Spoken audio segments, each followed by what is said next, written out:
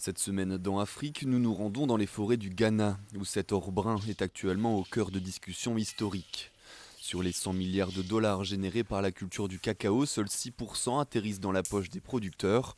Une situation inacceptable pour les gouvernements ghanéens et ivoiriens qui menacent de suspendre leur vente de fèves. Nous vous emmenons ensuite dans la galère des transports de Kinshasa. Entre les bus bondés, les taxis trop rares ou les VTC hors de prix, difficile d'arriver à l'heure au travail. Mais tout de suite, les titres de l'actualité.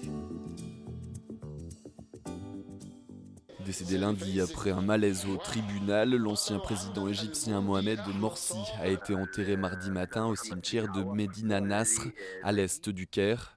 Le chef des frères musulmans, 67 ans, s'est effondré alors qu'il devait répondre à ses chefs d'accusation avant de rendre l'âme à l'hôpital.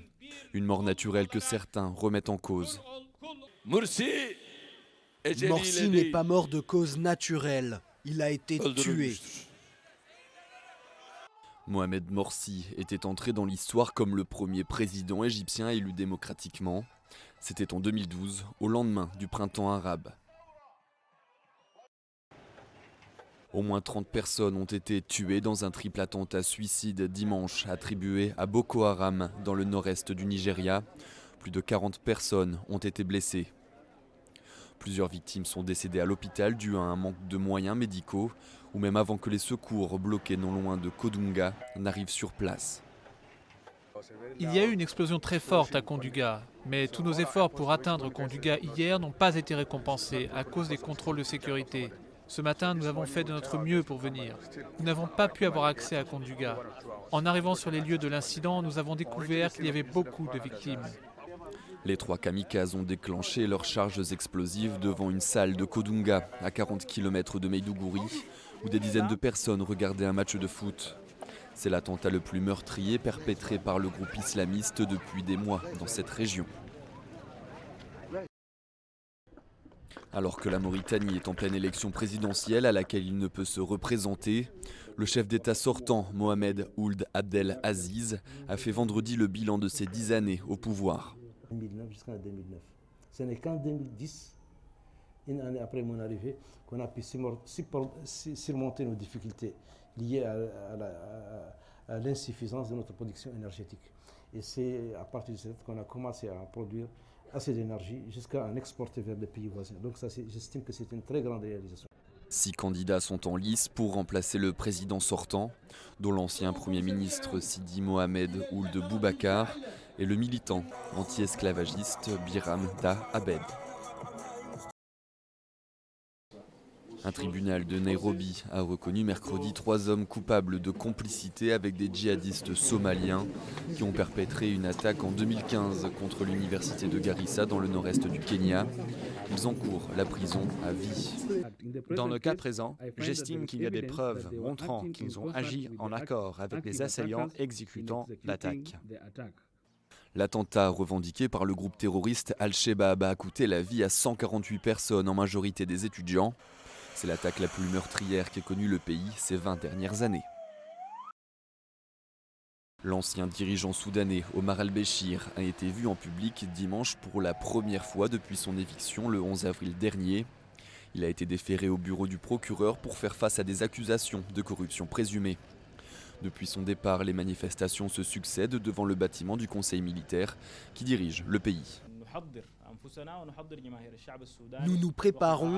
Nous préparons le peuple soudanais et nos organisations dans les quartiers et les travailleurs à tout scénario, dont celui de parvenir à nouveau à une impasse avec le Conseil militaire de transition.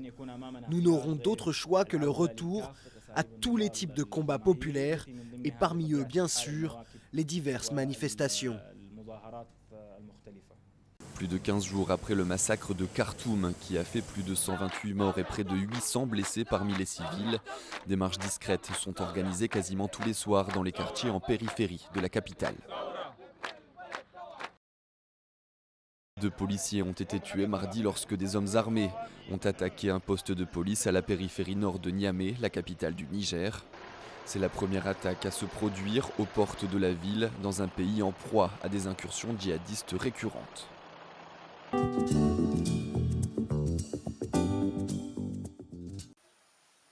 Au centre du Ghana, des forêts à perte de vue. Ici, on cultive surtout du cacao, l'un des principaux produits d'exportation du pays. L'or brun est actuellement au cœur de discussions historiques. Le Ghana et la Côte d'Ivoire ont récemment menacé de suspendre leur vente de fèves jusqu'à l'instauration d'un prix minimum. Si le gouvernement augmente les prix, alors les agriculteurs pourront payer des fertilisants, payer des désherbants, employer plus de paysans et pourront ainsi augmenter leur production. Et si la production augmente, ça veut dire plus d'argent puisque les prix montent. Sur les 100 milliards de dollars générés par la culture du cacao, seuls 6% atterrissent dans la poche des producteurs. Une situation jugée inacceptable par le Ghana et la Côte d'Ivoire. Pour inverser la tendance, les deux géants du cacao exigent un prix minimum de 2600 $ la tonne. Une revendication saluée par les syndicats d'agriculteurs. En 2017, le prix de la tonne était passé sous la barre des 1800 $. Nous n'avons rien à vendre, à part le cacao. Donc si les gouvernements ont pensé aux producteurs, s'ils se rassemblent pour lutter pour les producteurs, nous les soutenons. Les agriculteurs ne sont pas les seuls concernés par la hausse des prix. Aujourd'hui au Ghana, seules 2 compagnies produisent du chocolat, mais le domaine attire de plus en plus d'entrepreneurs. Les fabricants espèrent que la hausse des prix n'entraînera pas un ralentissement d'activité. Ruth Amoa a créé sa marque de chocolat artisanal il y a 4 ans. La chef d'entreprise voit l'initiative du gouvernement comme une opportunité de transformer le cacao sur place. Les gens décideront peut-être de venir produire ici, parce que c'est peut-être même moins cher de produire le chocolat au Ghana et de l'exporter. Cela pourrait donc créer plus d'emplois, plus de chocolat pour d'autres entreprises. Je pense donc que c'est aussi encourageant pour les gens qui travaillent dans l'industrie. Une réunion doit avoir lieu en juillet pour discuter de la mise en place de la mesure. Et les enjeux sont de taille. Les 2 pays fournissent à eux seuls près des 2/3 de la production mondiale de cacao.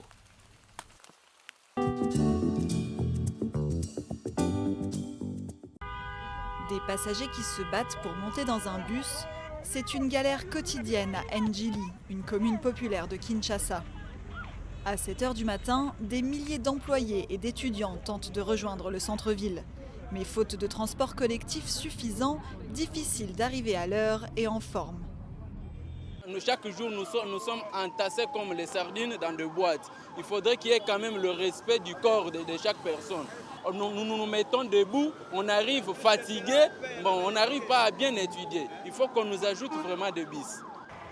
Autre solution pour se déplacer dans la mégalopole, les taxis et les taxibus. Pour éviter les ravisseurs de passagers, les véhicules doivent désormais être de couleur jaune et afficher leur matricule.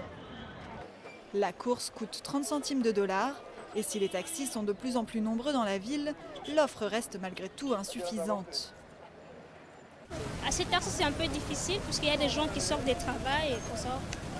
Mais j'espère que j'en trouverai un. Certaines start-up, rêvant d'imiter le succès de Uber, cherchent à lutter contre le manque de transport et leur insécurité. Patricia a fondé Ubiscabs, une application pour réserver un véhicule avec chauffeur. Expatriés et cadres congolais peuvent réserver une voiture pour un prix entre 10 et 40 $. Pratique, mais hors de prix pour la majorité de la population. L'objectif également aujourd'hui, c'est de pouvoir toucher toutes les classes sociales. Là, on a commencé avec une classe moyenne, mais on voudrait garder le même standing, mais avec les différents modèles de véhicules, afin de pouvoir répondre aux besoins de toute la population. Mais les besoins sont immenses et les Kinois misent sur tous les moyens à leur portée, comme les taxis-motos.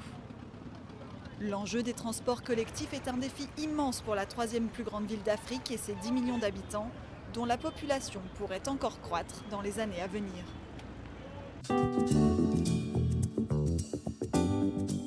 L'Égypte a donné le coup d'envoi vendredi de la Coupe d'Afrique des Nations 2019. Les tenants du titre camerounais qui entrent en compétition mardi face à la Guinée-Bissau ont rendu visite à leurs fans à Yaoundé avant le début du tournoi. Et ils ont fier à lui. Donc dans l'ensemble, on peut apprécier. Donc on les attend qu'ils puissent nous ramener le trophée du côté de l'Égypte pour qu'on puisse conserver. Et déjà pour qu'on prépare 2021 et pour que nous fassions le triplé, si je peux dire ainsi.